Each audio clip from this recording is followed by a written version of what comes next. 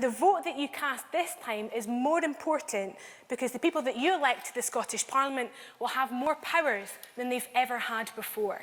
Powers over your life, powers over the NHS, care for the elderly, support for the disabled, powers over our schools, over our nurseries, over our universities, powers over our environment, transport, fracking, powers over the taxes that we pay and the funding of our public services. And this power makes voting a big responsibility, but it's also a huge opportunity to do things differently. There are billions of pounds worth of cuts coming to Scotland, but only if we decide we want to take the same decisions as the Tories. If we want to take a different path, we can. And that is the choice that we are faced with at this election. Will we use the new powers, or will we keep cutting into our nation's future prosperity? And our choice, Labour's choice, is to use the powers to invest in the future, to break from austerity. And I think people are angry at the moment. They see the people at the top playing by a totally different set of rules from the rest of us. They see the gap between the richest and the rest growing. And they see people who aren't paying their fair share all over the newspapers at a time when so many people who have paid in, who have done the right thing, suffer from the cuts. The procession of public figures, celebrities, even our own Prime Minister, have benefited from money hidden away in tax havens has only made people more angry. They're getting away with it, and it has to stop.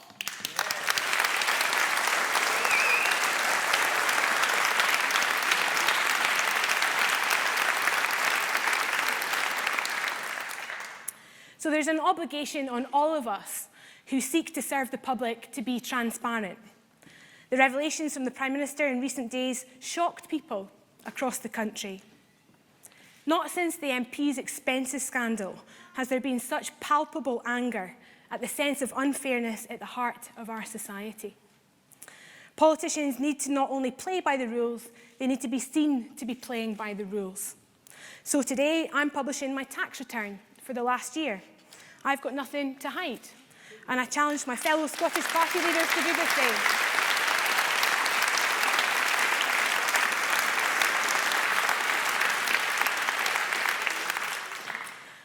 Let the voters see that we all play by the same rules.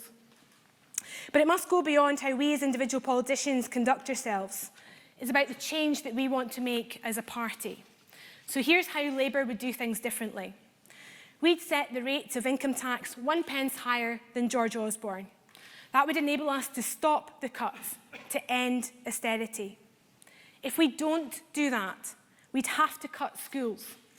That's the reality. Classroom assistants would have to be sacked. The people who help children catch up if they fall behind with reading would go. Community centres and libraries would close. The extracurricular activities where people find out who they really are would be cancelled. And it wouldn't just be cuts to schools, it would be cuts to local communities, to care for the elderly. Thousands of jobs have gone already, thousands more are set to go. That's the price of not using the powers. And no one earning less than £20,000 a year will pay a penny more than they do now. Some of us will pay a little more. And I've spent a lot of time campaigning in this community, and I know that people don't mind paying a little more if they know that the richest are paying their fair share.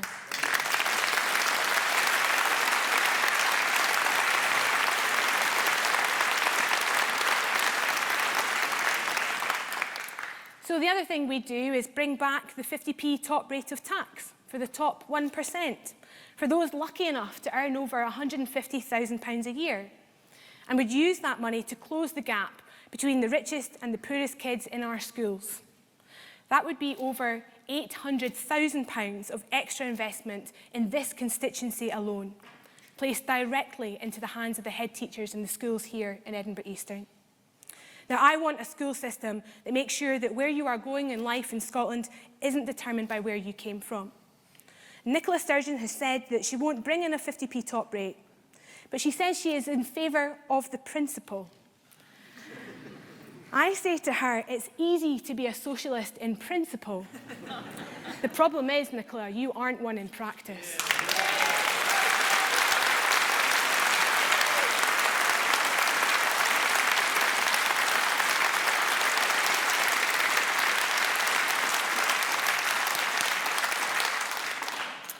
My opponents say we shouldn't introduce a top 50p rate of tax because the richest will try to avoid paying it. What a week to say that, hey? I say that paying tax isn't optional for you or me, so it shouldn't be optional for the richest either. That's simple.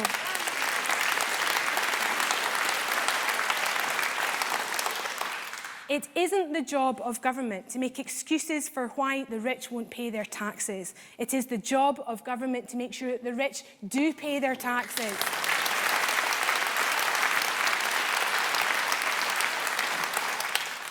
There's one other thing we do to make sure that everyone pays their fair share. As taxpayers, our money is spent on billions of pounds of public contracts every single year. These contracts supply the resources for our hospitals and for our schools. They run our buses and our trains. And I think there should be a simple part of that contract.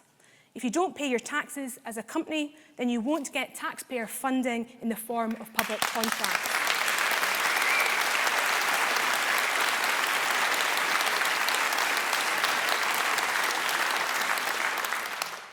Under a Labour Scottish Government, there will be no public contracts for those who avoid their taxes. See, that's my problem with the SNP. It isn't what they say, it's what they do. They say they're socialists who are also nationalists. But if you want to keep all tax decisions the same as England, you're a funny sort of nationalist. And if you want to keep all spending decisions the same as George Osborne and the Tories, well, that makes you a funny sort of socialist.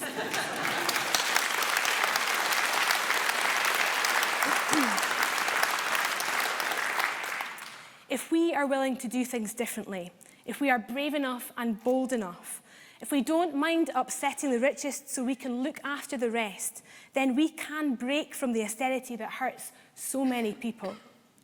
If we are not willing to do things differently and just do what the SNP are suggesting, it means an extra £3 billion worth of cuts to Scotland. Cuts we don't have to make.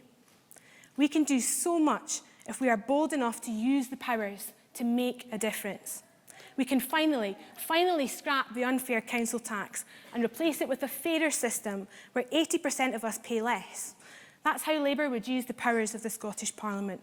We can put some decency back into the welfare state, helping unpaid carers, young people out of work, children leaving care. We can build more council houses and give young people who think they'll never be able to own their own home a hand, helping them save for their first mortgage deposit. We can sort out public transport, introduce one contactless ticket where you can go from bus to ferry to train to underground to tram, Leslie. They've had it for a generation in the city that Jeremy represents, so if it's good enough for London, it's damn sure good enough for Scotland.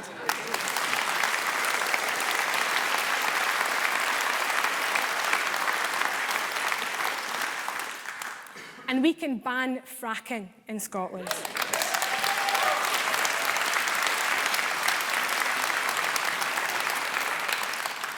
It's our decision now. We have the power. There's no excuses for not giving a straight answer on this. So here is the Scottish Labour Party's answer.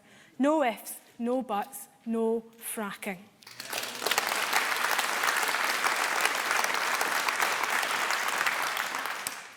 Now, I know I've got to convince a lot of people in this election. Some people say it's a foregone conclusion that Nicola Sturgeon will get another majority. I don't accept that. Not a single vote has been cast yet. But imagine the SNP do win another majority. It would be a majority without a mandate for change. No mandate for using the tax powers. No mandate for finally delivering on the promise of scrapping the council tax. No mandate for ending austerity. So give those who do want to change things your mandate. Everyone has 2 votes.